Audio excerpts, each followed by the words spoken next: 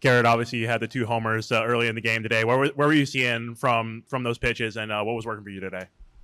We had a plan going into the game, and we were just going to dismantle fastballs. I mean, that was our scouting report that the coaches worked hard on. And, I mean, going into the game, we were just like, hey, if we get his fastball, we'll be all right. And that was just the plan, and we executed it to a plan and did our jobs.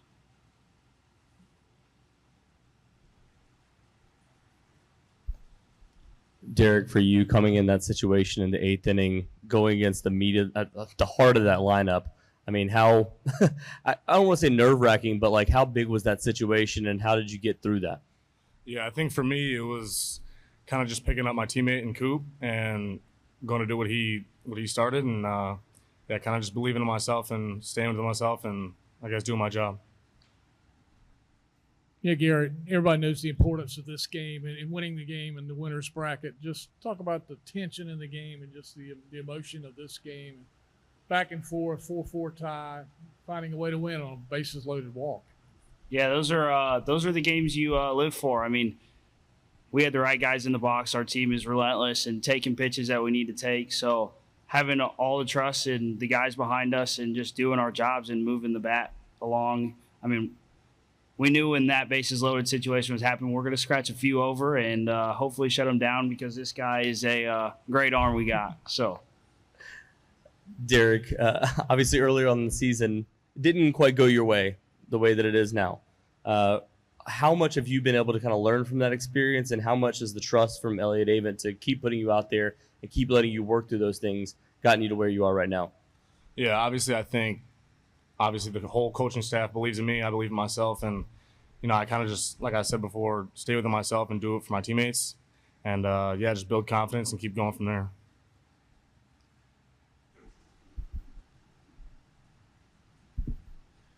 Hey, Garrett, I'm curious, man. You transferred to this school for moments like tonight. I'm so interested in what was it about NC State going into a day like today and you have a massive moment that was so appealing to you in the portal last year? The first thing I said to Bo Robinson on the phone, he called me first. He's like, hey, what are you looking for in the transfer portal? I was like, hey, I want to go to Omaha and I want to go win it. So that was the main goal. And then I came on a visit on a Tuesday and met Avent, met Hart, met all the guys in the clubhouse, and I was like, hey, this place feels right. And I wasn't going to make a decision until I thought about it and went back to my family. And then we got up and had breakfast the next morning, and the way that they treat you as a player and as a human being, I was like, there's no way I can't go to this school. So to have a moment like this and to have the opportunity to perform like this, I mean, these guys on this team are top notch, the best guys to play with. You have fun playing baseball again, and honestly, like, this is that game that we just had is the moment you live for as a baseball player. So hopefully there's many more to come, and we stay hot. One more for the players. This is for either of y'all. It's easy to overlook defense when the ball's flying out of the ballpark left and right, but Brandon Butterworth made a lot of great defensive plays at short today. Just does anything he does surprise you anymore? You want me to answer?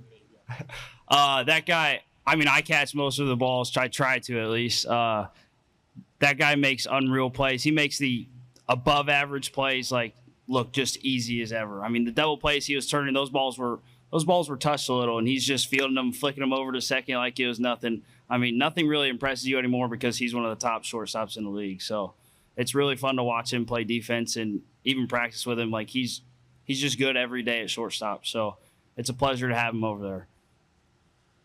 All right. Thanks, guys. Thank you.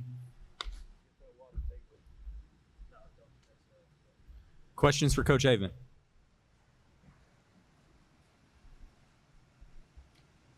Coach, Dom's season has been in ebbs and flows, and he had a great game against Clemson, went head-to-head with Chase Burns, toe-to-toe with him. Would you say that Dom is kind of feeling it, and this is the most consistent he's been all season? That's a great analysis by you. It's kind of exactly where he's at right now. You know, he went through some things in the fall, so he didn't have a complete fall, and his spring started out slow, and you see how talented he is.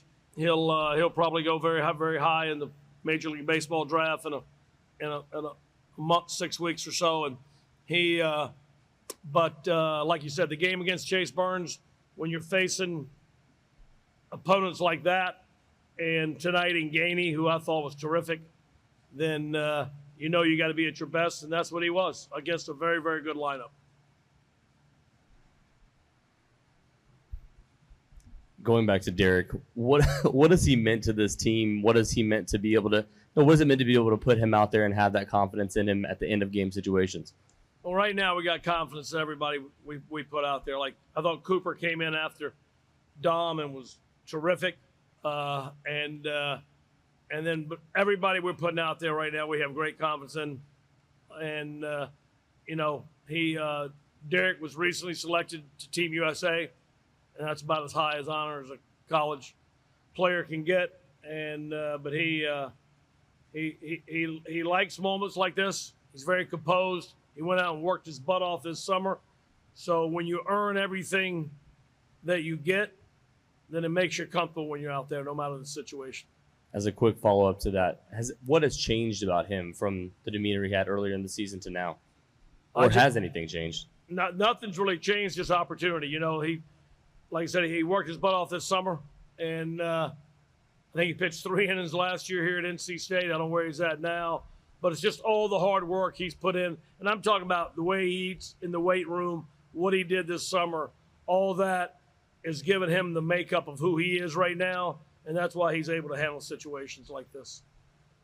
Ellie, you talked all year about this team finding different ways to win games. Tonight it looked like it was going to be decided on somebody's home run, but it wound up being a bases-loaded walk. I mean, is that just the nature of an NCAA tournament, too, that you just got to find a way to win? And you work all year, Chip. You work all year. You take batting practice all year. You do early work. You do stuff all year. And I thought one of the big plays of the game, it turned out, was the bunt that Hefner started off the inning down the first baseline, and reminded me of Trey Turner used to make that bunt down the first baseline. I saw Jake Fincher here tonight from the World Series team and 13, and Jake used to do that bunt down the first baseline. That got things started, and he wound up with a big play when the ball hit him in the back and went down the line. So it's all the little things, but I thought we played really good tonight defensively. And with that said, a couple more hits, and we had great at bats, but I think we left the bases loaded, even though we got the 1 run on Sosa's walk.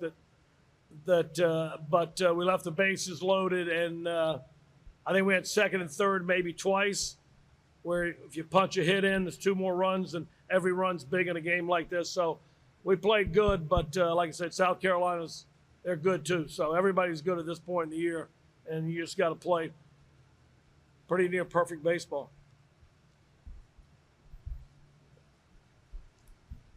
When you play a game like this where everything seems to go well, how much momentum does it give the team going into tomorrow's game where, you have a chance to I think every win just gives you confidence, and that's the way it's been all year, and especially when you get down to the last 6 or 8 weeks. If you talk about the people we played, those series we played, every series gave you more confidence.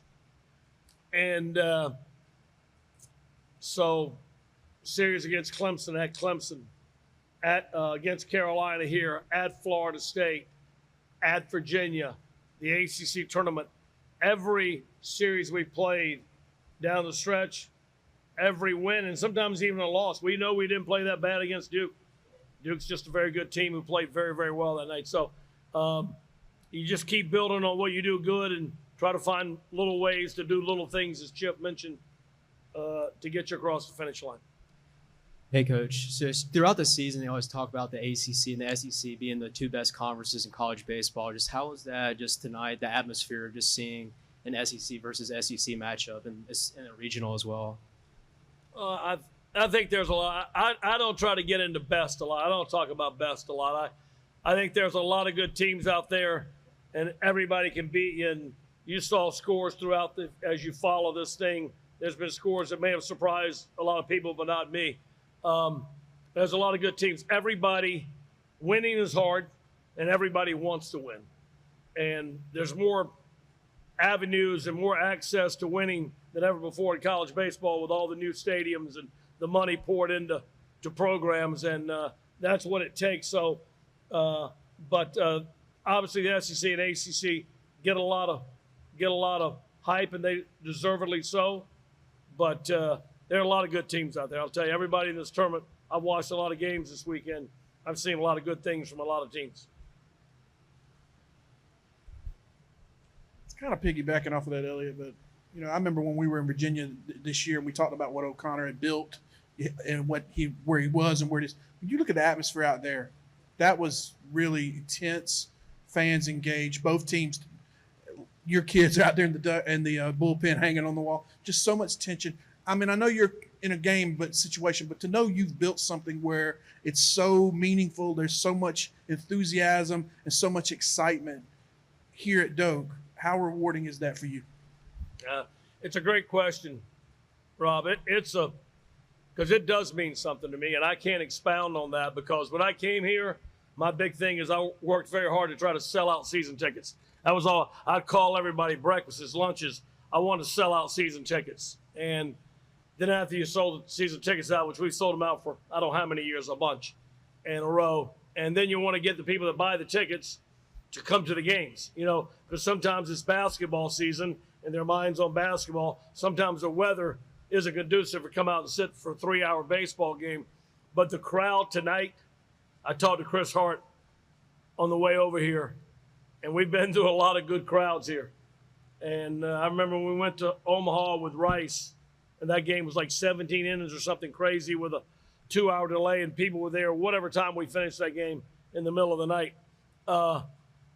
This was probably the best I'd ever seen the crowd. This crowd was electric tonight. They were in every pitch, and just a big hats off to the fans of NC State, the way they came out and cheered this team on. But I thought it was the best crowd I'd seen since I've been here. I say we end on that one. All right. Thanks, everybody. Thanks, Coach. Thank you.